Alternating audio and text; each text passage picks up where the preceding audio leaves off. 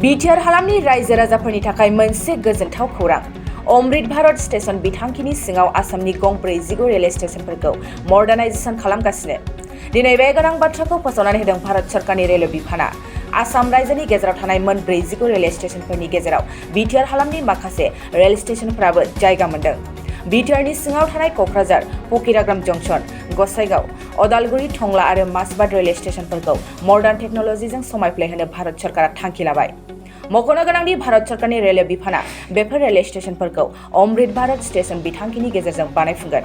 बेनि अनगायैबो भारत सरकारा हादरनि गेजेराव मोन 1275 रेलवे स्टेशनफोरखौबो गोदान गोनोखो आदबजों बानायफुंनो थांखि लाबाय। रायखांनो गोनांदि बिटिआरनि गाहाय जिल्ला क'क्राझारनि रेलवे स्टेशनखौ फोजौखांनो मिरुनि रेलवे बिफाननि बिबानगिरिफ्रा क'क्राझाराव फैनानै सार्भे खालामखांबाय। जर'खायै क'क्राझारनिफ्राय भुटानसिम रेलगारि खारहोनायनि हाबाफारिया दासान्दि सोलिबाय थानाय समावनो बिटिआरनि माखासे रेल स्टेशनफोरखौ मडार्नाइजेशन खालामनो भारत सरकारनि थांखि लानाया बिटिआरनि नोगोरारिफोरनि थाखाय जोबोरै बाख्नायजाथाव आरो रंजाथाव जादों।